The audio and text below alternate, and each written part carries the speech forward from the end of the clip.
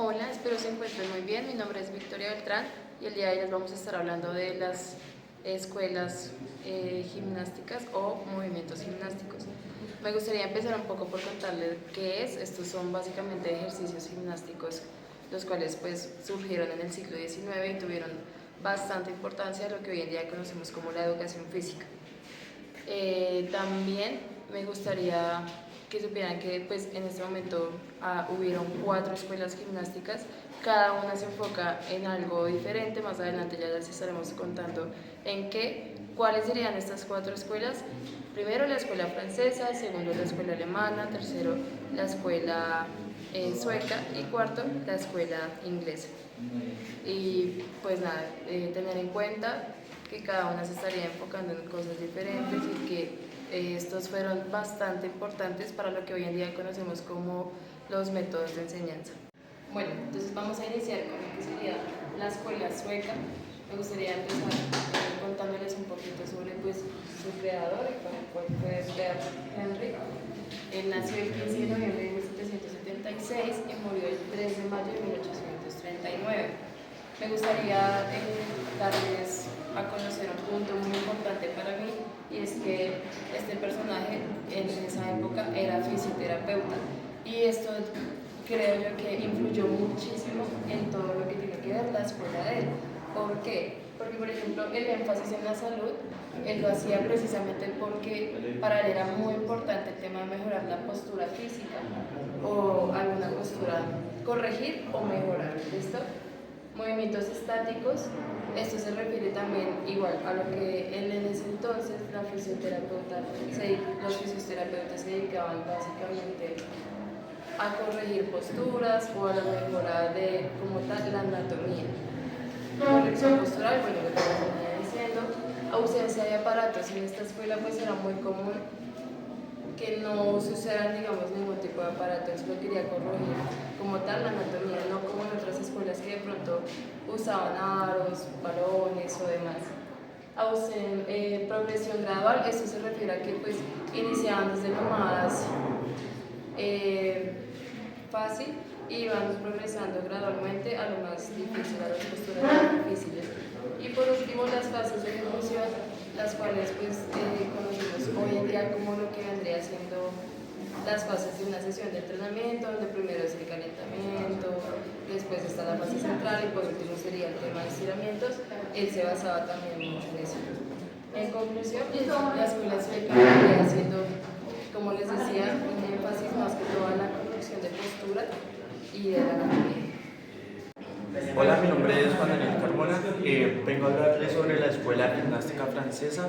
Esta dio sus primeros pasos en España a través de Francisco Amorós y Ondeaño. Este ocurre, bueno, se dice que se dio sus primeros pasos en España porque él es español y le tocó emigrar hacia Francia por la guerra.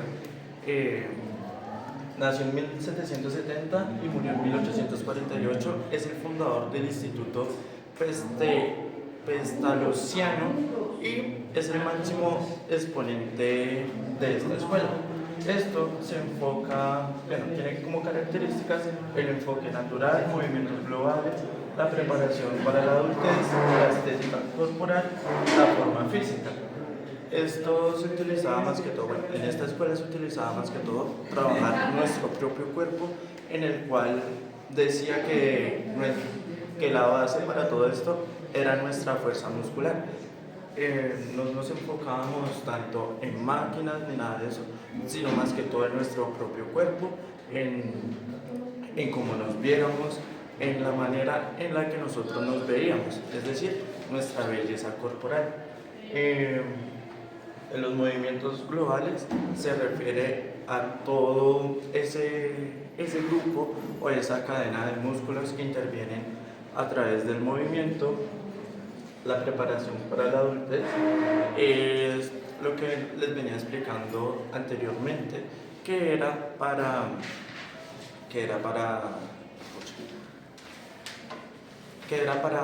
verse bonito, verse bello. En la estética corporal, como me veía, si me veía más musculoso, sino me veía más musculoso y prácticamente se trata de eso. Después apareció otro autor que se llama George Herbert, que se centra la gimnasia primero que todo en lo natural, en lo utilitario, en lo global y en la inclusión para todos, que él decía que todo el mundo podría llegar a una belleza corporal, por decirlo así, desde lo más pequeño hasta lo más grande. En conclusión, esta escuela pretende mejorar la forma física con el fin de perfeccionar los movimientos naturales y lograr un dominio corporal en las acciones y conseguir un cuerpo estéticamente bello. Se me olvidaba, en el enfoque natural, se trataba más que todo de impulsar los movimientos que ya nosotros habíamos adquirido previamente, como saltar, caminar, correr y demás. Listo, muchas gracias. Hola, mi nombre es Camilo Porchuelo, me correspondió la escuela alemana. La escuela alemana se considera una evolución de la escuela sueca. Su influencia en toda Europa se ve incluso hasta hoy en la posmodernidad. Con respecto pues, a los artefactos y a los deportes que se desarrollaron a partir pues, de esta escuela. Digamos que los rasgos generales de la misma tienen que ver con dos fisioterapeutas, un fisioterapeuta o científico, quienes fueron los fundadores de esta escuela. Son quienes, a partir de sus conceptos, empiezan a edificar conceptualmente pues, esta escuela. Hablamos de que ven los ejercicios desde una perspectiva educativa y curativa. Hablamos que es una manera de ver la educación física mucho más medible a partir de tablas y evaluaciones periódicas de los ejercicios.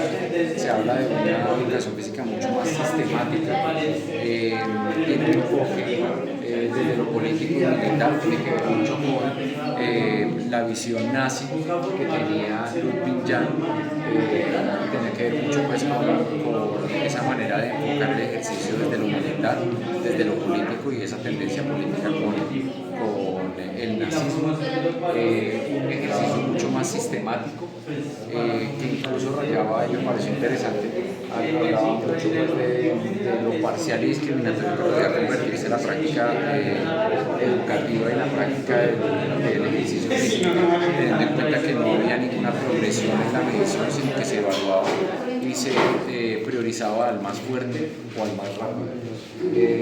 Los artefactos también que se produjeron a través de la semana.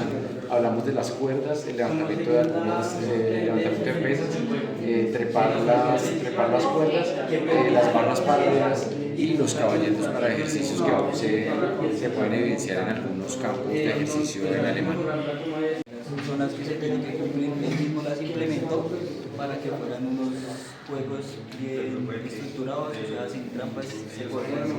La recreación y el deporte es lo mismo, se puede también, lo decía, para trabajar, para recreación y deporte. Se puede decir que es lo que el papá tenía para implementar en esa época, para que hubiera competencias entre ellos mismos. Los materiales que se utilizaban en esa época eran balones que no tenían tenían formas ni tamaños, podía ser cualquiera. Los juegos tradicionales de Inglaterra fueron las principales normas que él utilizó para esa época. Y la importancia del nivel de cobertura, porque fue el que le ayudó a implementar todos los juegos olímpicos. Hola, buenas tardes. Soy Diego, a mí me correspondió la escuela inglesa. Su principal pionero es Thomas Arnold, quien nació el 13 de junio de 1795, murió el 12 de junio de 1842. Thomas Arnold tenía tres métodos, los cuales eran el juego deportivo, fair play y el amateur.